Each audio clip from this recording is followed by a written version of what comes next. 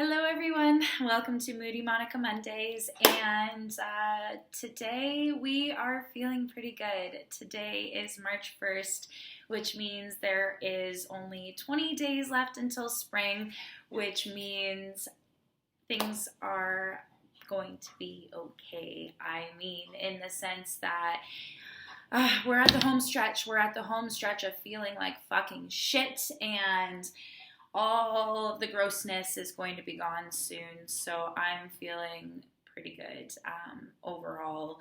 And that being said, with the feeling of feeling good, I wanted to talk about my journey uphill today. So with this momentum, I want to be able to kind of give everybody kind of an understanding of what has happened from the time of my very, very worst to kind of where I'm at right now, which is this whole other journey, which is more of a positive setting. So I want to keep it light today and talk about happy things. So we are going to be talking about my uphill journey so far with my mental health.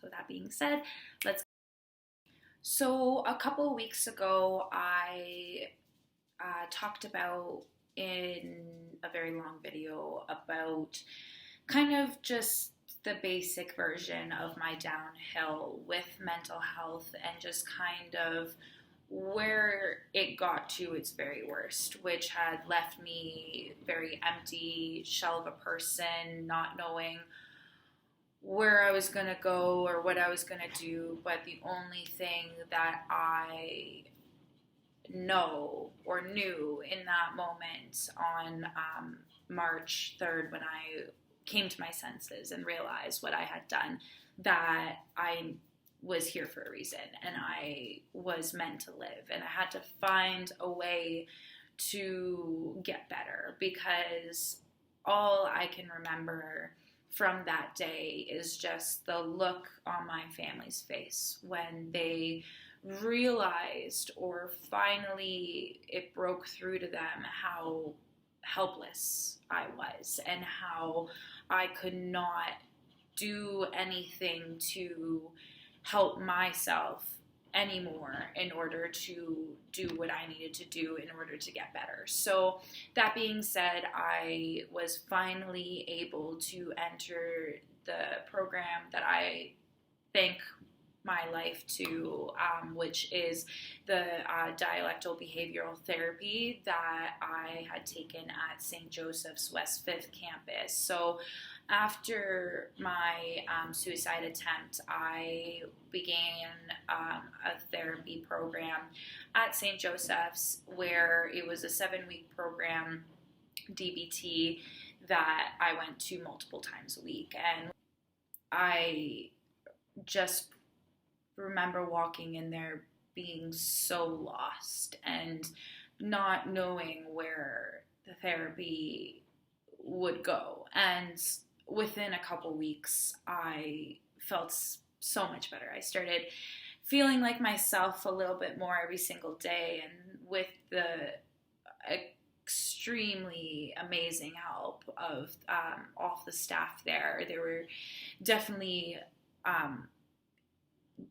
got me to where I needed to be. But what I wanted to touch on when it came with therapy was that for the first time in my life, I had access to a psychiatrist, and finding out my diagnosis, or being diagnosed, provided me with such a relief, because I was able to explain so many things from my early, as much as I could remember, at least, of my growing up and my young adulthood. There was just so many moments where I'm like, why did I make that decision? Or why did this happen? Or why did I have that reaction? And with my diagnosis, it provided me some clarity, and it gave me the opportunity to understand myself and understand what I needed to do in order to get better. So when I attended St. Joseph's, I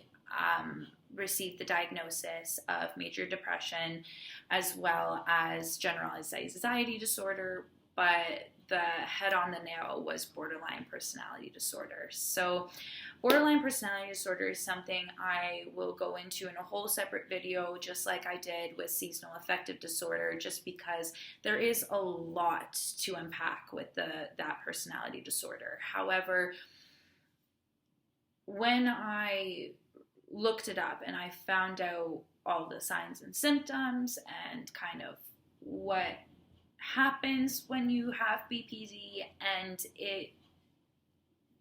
I felt so good to just know that it wasn't just me. It wasn't just, I don't even know how to explain it to you guys. It was a feeling that I wasn't alone, that I wasn't crazy, that I wasn't just this angry girl. There's reasons for it, and just knowing that there was a reason provided me with the drive to get better, because knowing that what I had to deal with was something that was separate from who I am as a human, and I had because something happened to me. And now, because of that, I am feeling a certain way and react to certain ways and express myself in certain ways because of this disorder. So knowing what I was dealing with allowed me to find the things that would avoid one of the symptoms or the signs, and it provided me with this groundwork of where I have built myself to now. And once again, something I'll touch on in a different video, because I would love to continue on with just kind of the basic big things that have happened over the last almost 2 years now. And so the next thing was, after I began therapy and received my diagnosis, I had ended the relationship I was in. So through therapy and realizing and just being able to have the opportunity to talk with someone that was separate from my family and my friendships, it provided me with some clarity that the person I was with was not the person for me. So that being said, I spent a lot more time with people from therapy. So something that they say to you when you enter therapy is not to make friends with people around you. And that is because you're all there for the same reason. So there's definitely no way that I could be enough emotional support for someone sitting right next to me in therapy. And of course, I didn't listen, and I became very good friends with 2 people. And these 2 people really helped me, and I think we were a great dynamic friendship trio for a little while. We did a lot of crazy adventures together, and I really got to, like, for example, get to know my love for hiking, which I now get to enjoy very often, and just let me be me and not feel the shame that I had been feeling for the last however many years, because I wasn't ever around people who felt the same way as me or experienced the same things as me or had the same diagnosis that I did. So we were all living very similar lives that brought us to the exact same place. So that being said, it was very easy to cling on to these people. But that being said, it also became very draining, because you are there not feeling exactly great. So when someone else in your really close friendship group is not feeling too great either, we got to a place where it was very difficult to upkeep the relationship. But before that relationship all ended, I got the opportunity, I guess I should say, to learn about myself in more ways than one. So, that being said, um, I got to go from a place where I was shunned from feeling all the things I ever felt. So I was shunned for my addictions. I was shunned for the way I reacted or thought about things. And for the first time in my life, with therapy and as well as this individual, I was able to feel open to be myself and to learn about myself as a person. So, that being said, I am bisexual, and that's all it is. I always knew I liked women and men. However, I just, at how I was raised, I just never saw dating women as an option for me. So, that being said, I always kind of kept it tucked away and just didn't think about it. But because of how open I want this platform to be, and as well as just how accepting the world is, I just wanted to say it just to get it out there and for it to be a thing. I don't know. I never really planned on having a coming out moment, especially since I am in a very happy heterosexual relationship. So, yeah, anyway, we'll just continue on from there. Maverick wanted to interrupt and say hi. Hi, Maverick. You want to come give me a hug? You want to come say hi to everybody? Hi, everybody. Oh, you're standing on my hair. Ouch. Hi. Can you say hi to everybody? Oh, just you're very sweet. Thank you. So next on the timeline is me moving away to London. So after I was done therapy, I thought I was cured. I was sunshine and rainbows. I was fine and dandy.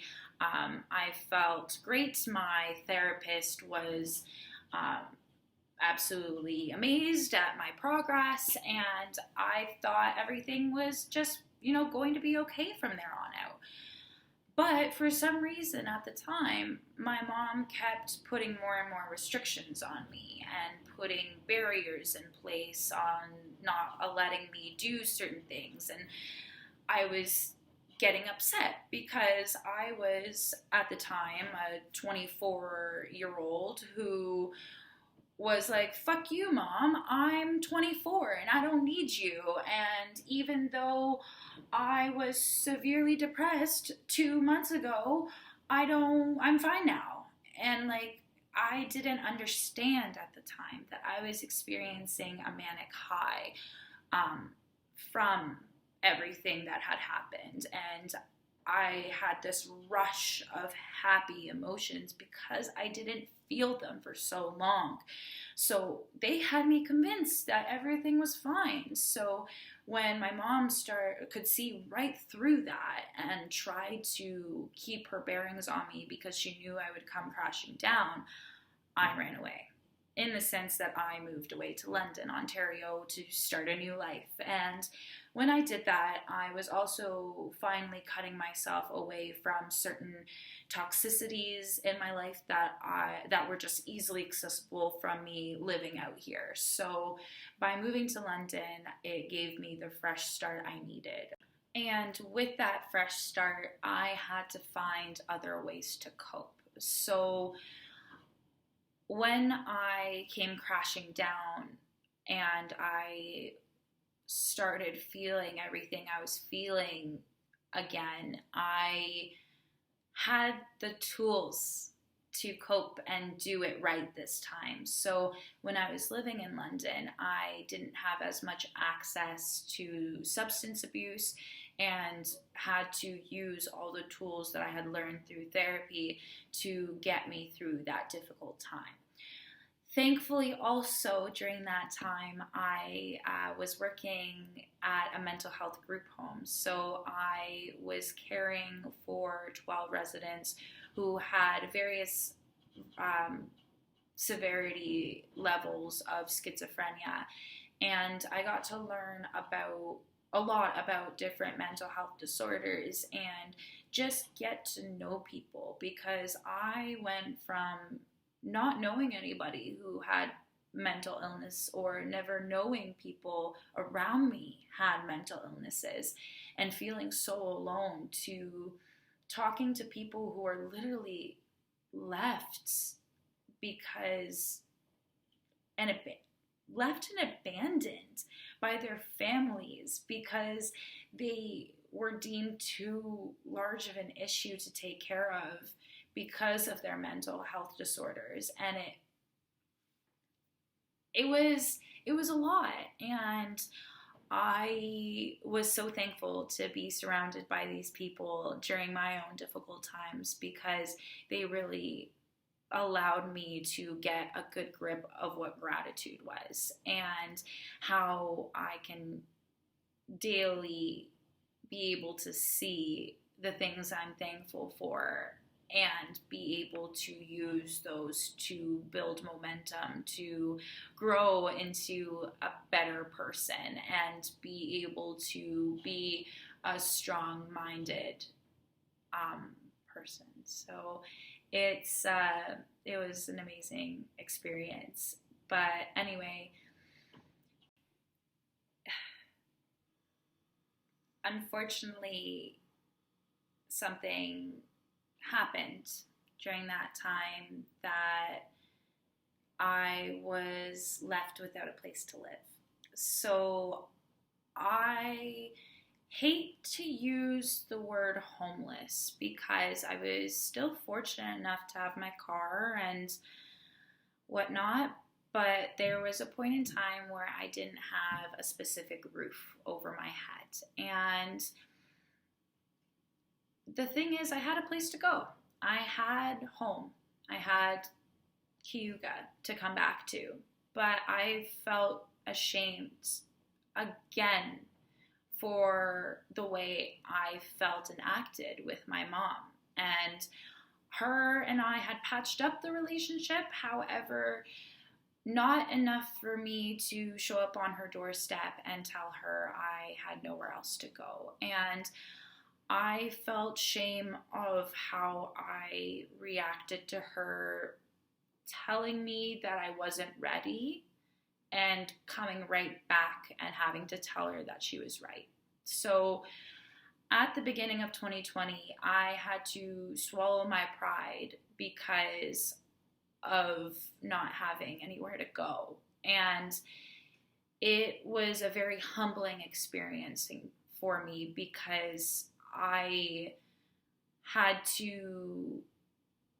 finally got it through my head that I needed to accept help, that I didn't learn the first time around when I finally received the help I needed for my mental illnesses.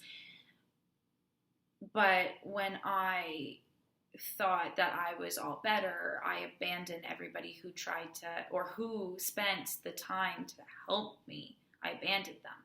And I was so ashamed when I was coming back to deal with that shame. And there's a lot of shame that I still haven't dealt with. There's still quite a few people that I had just kind of up and left when I went to London without any explanation to where I went or what happened. And that is something that I'm still trying to unpackage. But anyway, I had to swallow my pride and come back home. And my mom, as every mother I hope would, welcomed me back home with open arms. And of course, she gave me that runaround, I told you so, and everything like that. But from there on out, it was put our heads down and get it together. For the first time in my life, I was finally, okay, I need to stop fucking around and I need to take care of myself and I need to take care of my mental health.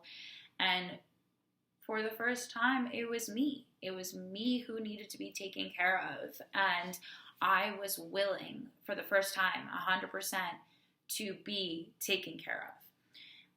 And that allowed me to cut myself some slack on all of the shit that I was making myself feel. And all of that pain that I was experiencing was something that I finally understood was never going to go away, and that I had to actively fight it. And it provided me with the clarity I needed in order to move forward. But of course, as soon as I decided to get my life together, the world stopped because COVID. And that is something that is so crazy for me to think about, because I know there are so many people who are struggling so hard because of COVID, and I feel bad saying this, but I am one of the only people that did benefit greatly from what has happened. And because it gave me time to focus on nothing but my immediate circle. Like, COVID didn't let us talk to or do anything or see anyone outside of a circle. And that being said, it kept my circle small, and it allowed me to really take the time I needed to just focus on me and what was happening in my own head. And because I moved back home and COVID happened, schools shut down, so I was no longer going to Fanshawe. The group home I was working at quarantined, so I was no longer asked to be coming from Cayuga to London to work there. So I had lost my job, and it was just kind of this abyss of not knowing what was the next step.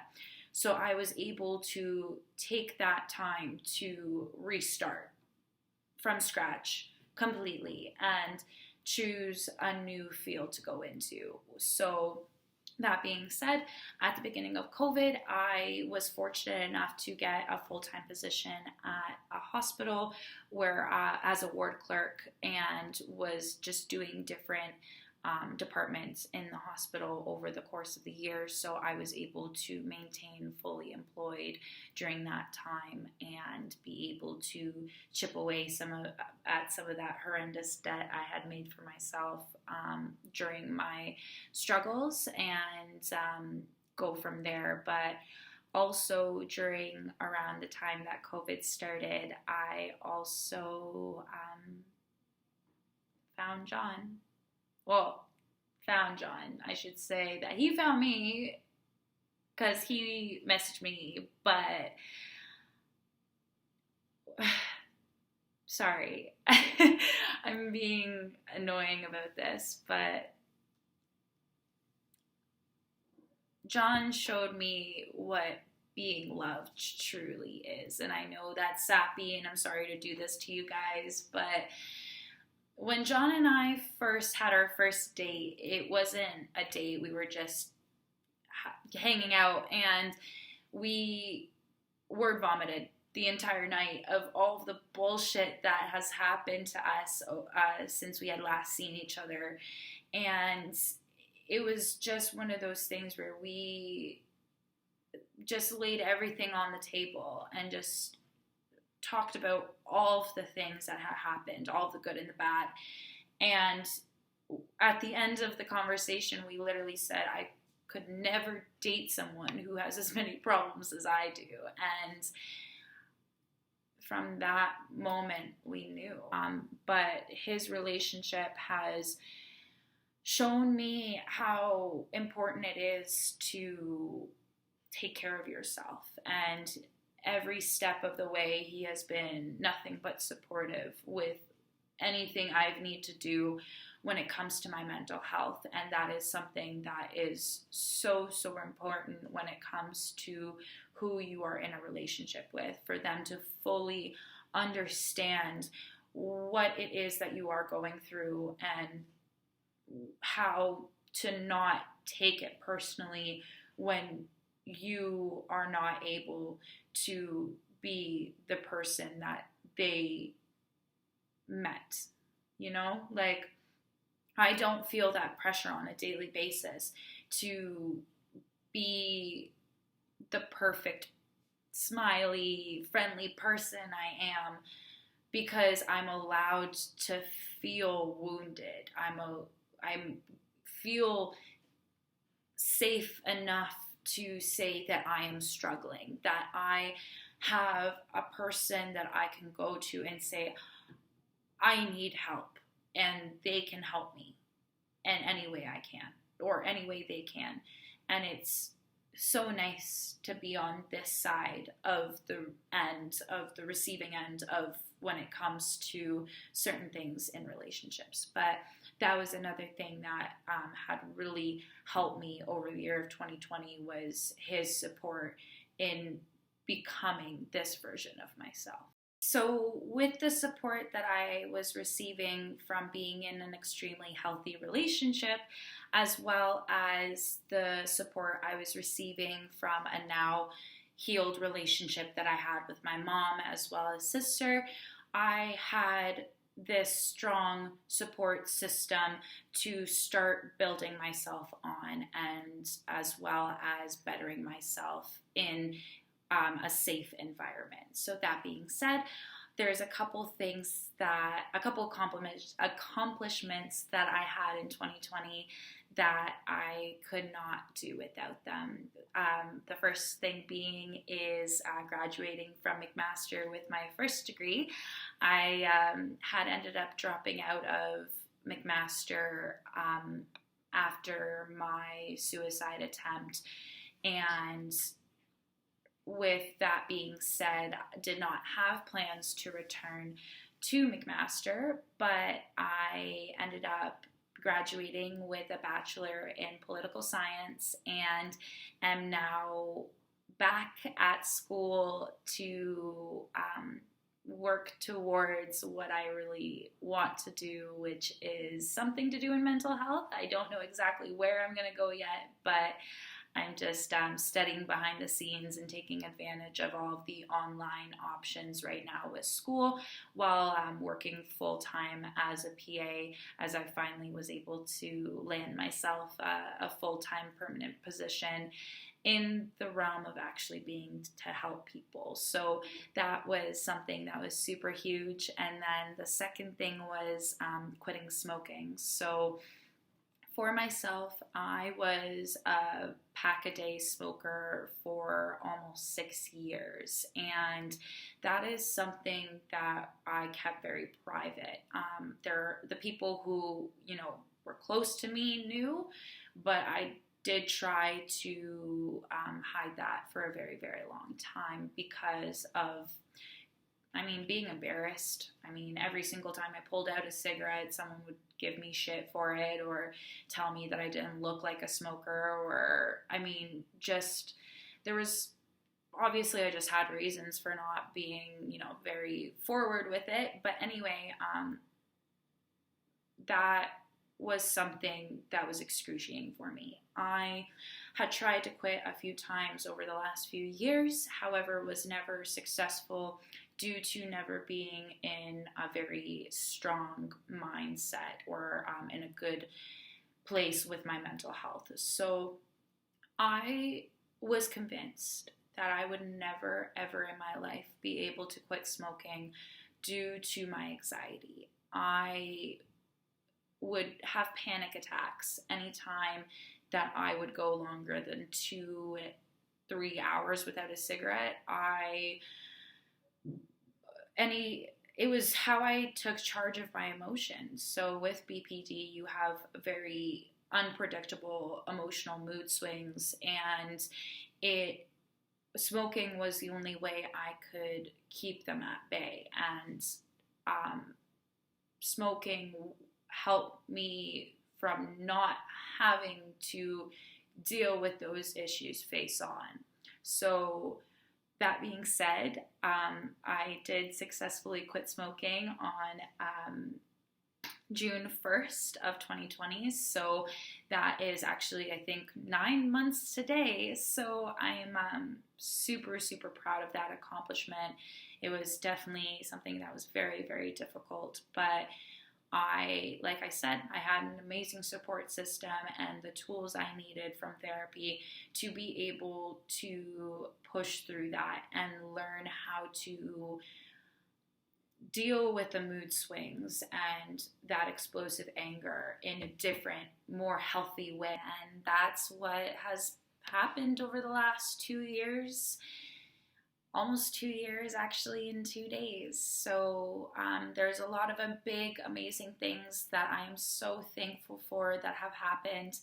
And I'm looking forward to just continue growing and continue this momentum forward that will allow me to hopefully be able to do something positive. And I'm going to take this year to continue improving myself and really learning about everything I can about my own mental health, so I can hopefully be able to provide some more information for those out there and willing to listen. But I'm hoping for this year to just be able to be better than last year and just continue from there. But anyway, thank you so much for joining me this week, guys.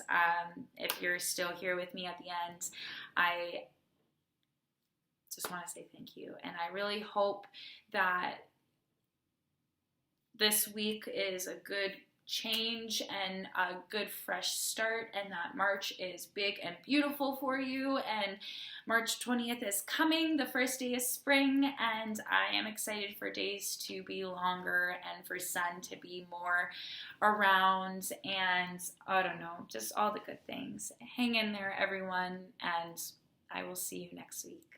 Bye for now.